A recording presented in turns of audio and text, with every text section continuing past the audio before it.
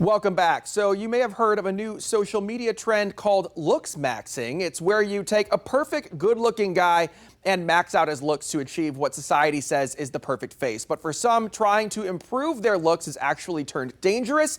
Nick Saletti shows us the difference between a healthy improvement and the extreme. A hammer like this is usually something you'd use on your house, not on your face. It's one of the more extreme examples of looksmaxxing, using unproven, often dangerous methods to try to look better. There's a Valley man who says it's okay to want to look good, but there's a right way to go about it. This is why God is drawing us in closer to him. Bishop is what most people call Raymond Walker, but he says that wasn't always the case. Back in the day, they called me Big Ray. For nearly his entire life, Ray has battled with his weight, at one point weighing 500 pounds. There was a time I went to an amusement park and they told me I was too big to fit in the ride. And after hurting his knee, Ray realized he needed to put his health first, changing his diet, adding daily exercise, and getting the FDA-approved gastric sleeve procedure.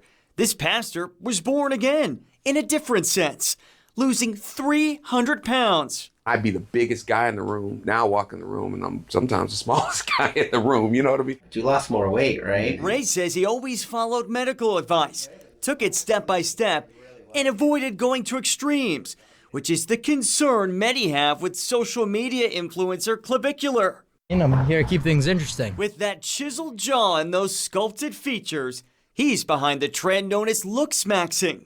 I'm saying that looks do matter, and looks are an important metric. The 20-year-old influencer is just as well known as he is controversial, discussing what many would consider extreme lengths, like testosterone therapy as a teen, double jaw surgery, even using a hammer to try to contour his face. In your mind, you're like, I'm willing to push these limits to like see kind of what happens and how it affects my life. I just see the return on investment. I said, this can't be real. Dr. Carlos Mata, aka Dr. Scottsdale, is a board-certified plastic surgeon. It's not really reality, and the look-maxing is pushing that to another level. A level that Dr. Mata says is creating unnecessary risk. It's like throwing spaghetti at the wall and saying, this is the spaghetti that's going to stick. You don't know. Dr. Mata says 40% of his practice is made up of revisions for procedures where something went wrong. He says every surgery carries risk, but when you're not going to an experienced surgeon or attempting a DIY procedure, the results can be disastrous. When you are looksmaxing, right, you're doing these things where you're traumatizing your own body. I think young people have always dealt with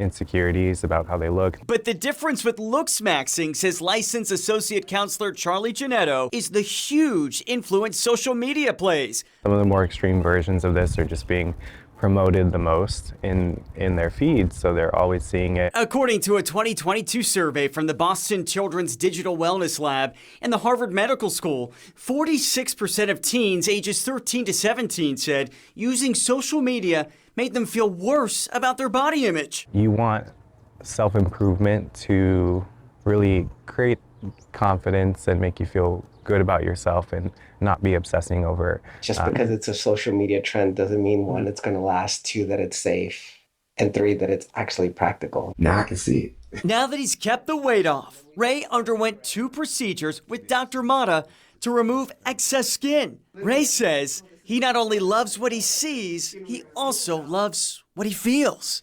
Best you can be. Be healthy, set your goals, and work hard to hit them.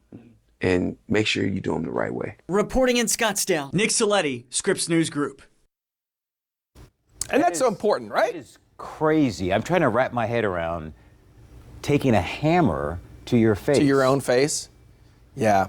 And you know, all that speaks to is, I mean, you really, one, you got to know, because if it's young kid, you know, like if it's dudes, teenagers doing, you know, parents know what your kids are watching as far as social media. Right. And you think, like, how could you do that? But I mean, there are so many different kinds of pressures to look and be a different way, a certain way. And for some people, you know, they get desperate, but. We need to talk about this on The Healthy Dude. I mean, this is something that I think, you know, to have the experts on to say, how does this happen? How do you counter it? And just Yeah. where does this come from? So I think it'd be a great topic for the healthy dude. Absolutely. And a reminder, you can check out Kurt's podcast, Healthy Dude, at WTKR.com or wherever you get your podcasts. All you got to do is search Healthy Dude. There's right. only one of them.